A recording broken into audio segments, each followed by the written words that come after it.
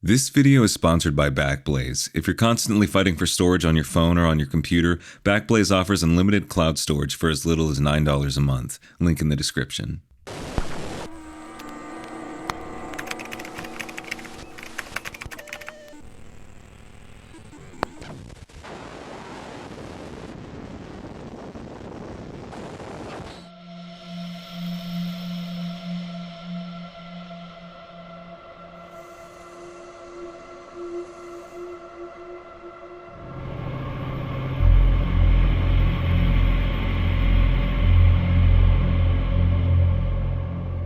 My videos may warp your innocent minds.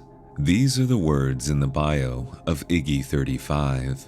Iggy35 is a YouTube channel that was created in July of 2006. The man responsible, Simon Hannon, is a visual effects artist, and his uploads often showcase this talent.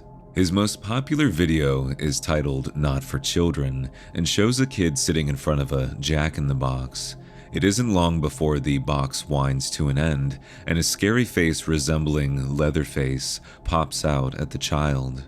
Another one you might remember is Killer Pumpkin. It shows Iggy watching TV before hearing a noise coming from behind the bookcase.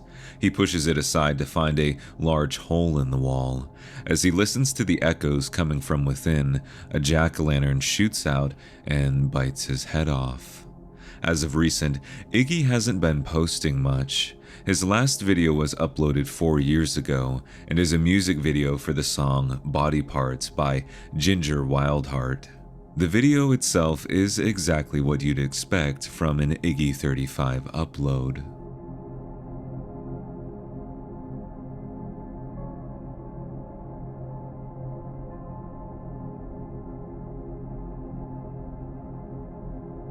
The bloody door was a trend that circulated around YouTube in 2008. It was a supposed cursed video that, upon watching, would cause the viewer to die. Good Mythical Morning is probably the most famous example. In their entry, we watch through the point of view of the computer monitor as Rhett tells Link to search for the bloody door. As they watch the video, their eyes roll to the back of their heads, and they subsequently fall over. This trend was obviously just a fun urban legend sort of thing, but the video itself does actually exist. The trend was created by Drexel Box Films, an independent production studio that has since gone on to make a number of features, shorts, and music videos. Uploaded to YouTube on October 26, 2008, The Bloody Door is a short film produced by Drexel Box Films. In it, a door opens, revealing a man and a baby carriage. He dips his hand into it before smearing blood on his face. Blood then appears on the door as it slams shut.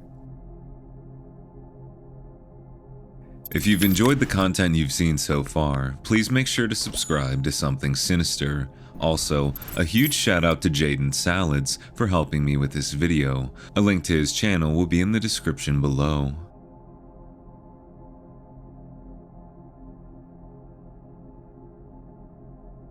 I remember sitting in the cafeteria of my high school when I first heard of Run the Gauntlet.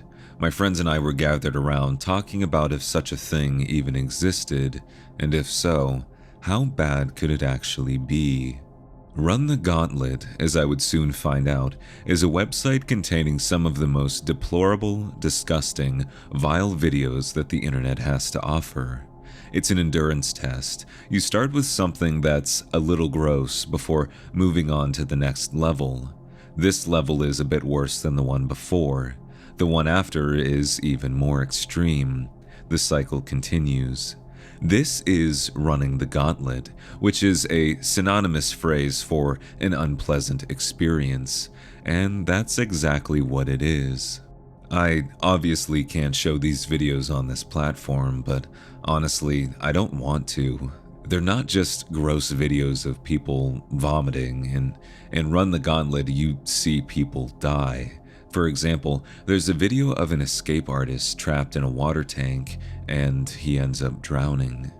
There are certain things that you'd expect going into a challenge like this, like a woman who has a botfly larva in her eye. It's real, it's gross, but seeing members of a cartel beheading someone is a whole other level of depravity. It's honestly a mystery to me how a challenge like this is able to exist, and it's very easy to find. Not that I recommend any of you seek it out, but it's not on the dark web or anything like that. The final video on Run the Gauntlet is titled 3 Guys, 1 Hammer. This video was filmed by the Dnipropetrovsk Maniacs, 2 Ukrainian serial killers who murdered 21 people between June and July of 2007. Their names are Victor and Igor, and they make up 2 of the 3 men in the video. The third is their victim, Sergei Yudzenko, who is seen lying on his back in the woods. Victor and Igor take turns hitting him with a hammer before he stops breathing. After the video leaked, it would be shown in court along with dozens of other videos and photographs taken by the killers. Both Victor and Igor are serving life in prison, which is exactly where they belong. This is just a taste of what Run the Gauntlet has to offer.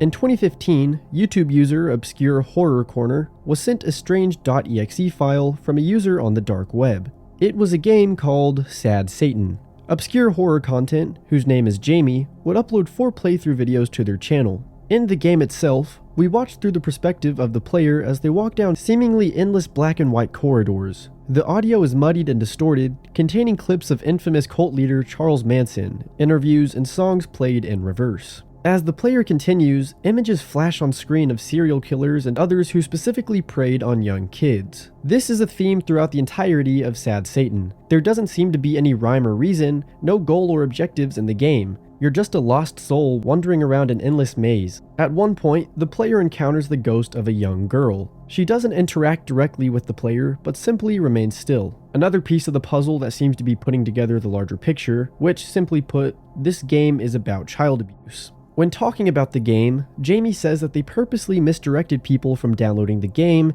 as its content in its original form was highly problematic. They said that sequences where an image would flash on the screen in front of the player would sometimes include depictions of CP and real mutilated bodies. These are not present in the current quote-unquote clone versions of the game, or what you see available on Steam right now. These came after the hype that was generated by Jamie's playthroughs. Perhaps one of the most interesting details is the fact that Sad Satan playthroughs were the last thing that Jamie ever uploaded to their channel. This has led some theorists to believe that Jamie was actually responsible for creating the game, as the identity of the dark web user has never been disclosed. Jamie only refers to the user who made the game as ZK. Following the uploads to Jamie's channel, Redditors and 4chan users would begin to gather some unsettling evidence tying Jamie and ZK together. One Redditor, going under the name ScareBearZK, would make this unsettling remark, claiming that the creator of Sad Satan was right under people's noses. Upon further investigation, people found that data analysis of the original game file contained the name Jamie repeated in the output logs.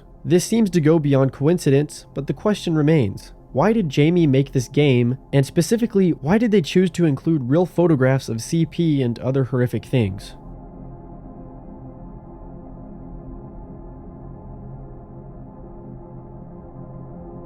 If you were on YouTube in 2009, you might have stumbled across this strange video.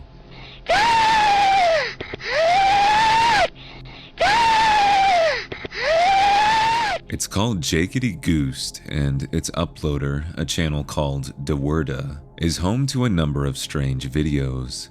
It's clear when watching Jakety Ghoust that the footage is reversed and played on repeat, but if you go back a couple uploads prior, there is a video called 13-Second Ghost. The setup is identical to Jakety Ghoust. After 13 seconds, the man from before springs out from the bottom of the frame in a jump scare-like fashion. This is the footage that was taken and remixed in the now famous Jakety Ghoust. In the comments of Jakety Ghoust, a user says that the man's name is Justin Simbidis, and he is in fact alive.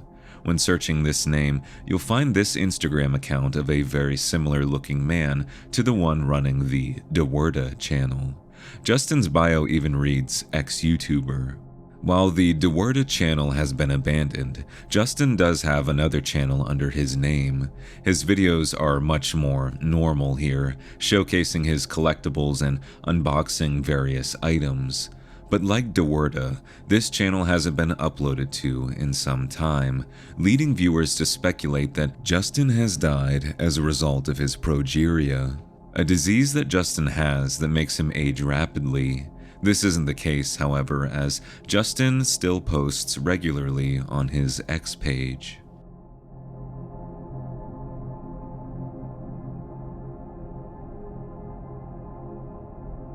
Vicious516 is a YouTube channel run by Ryan Murphy, a man who is responsible for traumatizing a generation of creepypasta kids. In one of his most infamous uploads, titled The Rake, an old woman sits in an interview-style fashion. Text on the screen tells us that the woman's name is Elizabeth Bellows, and that she has since passed away. Her dying wish was that people would watch the following video and use it as a cautionary tale. Elizabeth goes on to explain that this certain being, who would walk like a man and talk like a man, knew the names of Elizabeth's mother and father, and that it knew what they dreamed. This being that they are referring to goes by the name of The Rake. The video ends by Elizabeth saying that she knows the Rake is real and that she will see him again. Another upload, called Slender Man, shows stop-motion footage of a slender figure walking around a dark basement. The movement is very fast and sporadic, with random bits of text flashing on screen every so often. Things like, "I know you," and "text can appear interesting if put together random." The description of the video links to Marble Hornets, a very popular series about Slender Man. While Ryan doesn't post on his Vicious516 channel anymore, he is actively a part of a podcast known as Guaranteed Audio, where he and others talk about movies and TV.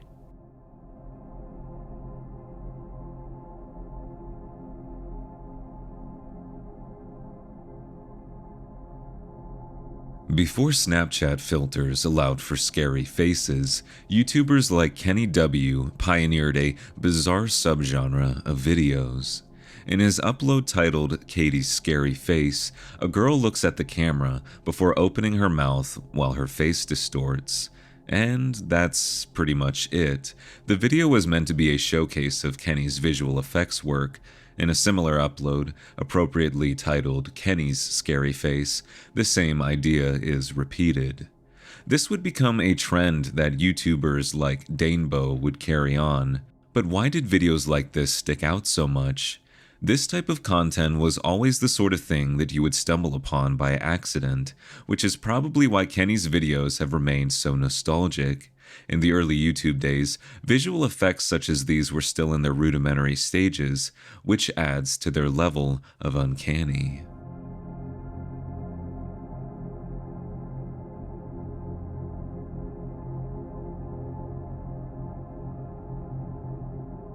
Imagine being 5 years old and seeing this, not knowing that animation nor CGI exists, only to live in complete fear that someday this thing will hunt you down.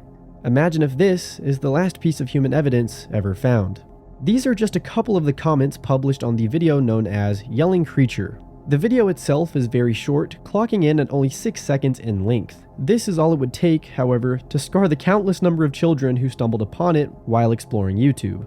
In the video, a claymation creature opens its eyes and mouth before letting out a drawn-out "no." The creature looks to be made out of clay, but the eyes and portions of the mouth look like they could have been superimposed in, like they're the real eyes and mouth of the video's creator. His name is Rob Herman, and Yelling Creature is by far his most popular upload. The Yelling Creature would make another appearance in December of 2009 in the video titled Yelling Creature Santa. Though initially not popular upon its upload in 2006, the creator soon became the subject of many remixes, including its inclusion in the Metro-Goldwyn-Mayer logo, as well as a video that syncs the creator's cries with Foster the People's pumped-up kicks.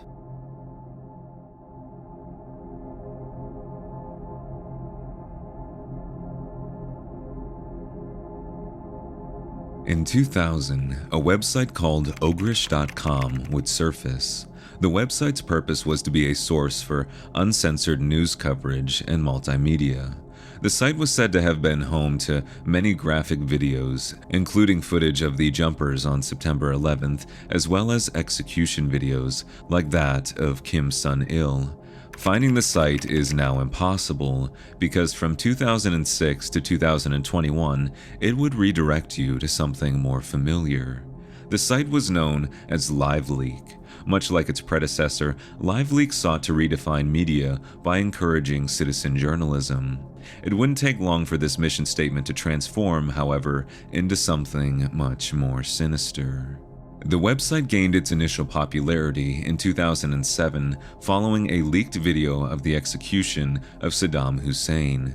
In the video, Hussein is led to the gallows before a hangman's noose is tightened around his neck. At this point, it is clear that one of the onlookers, a guard, is recording the whole ordeal on their mobile phone. This video would subsequently find its way into the homes of people all over the world through LiveLeak. The attention this video received was monumental and encouraged many users on LiveLeak to record and post morbid and appalling material. It got to the point where, in May of 2007, the United States Department of Defense restricted access to LiveLeak from military computers, suggesting that soldiers sharing videos of military operations could threaten security. LiveLeak would maintain its status as a shock site until May of 2021, when the site was closed entirely. Users searching for LiveLeak.com now will be directed to a site called itemfix.com, a website that bans users from posting graphic material. Despite this new and clean reputation, the legacy of LiveLeak lives on in the minds of those who were unfortunate enough to stumble upon it.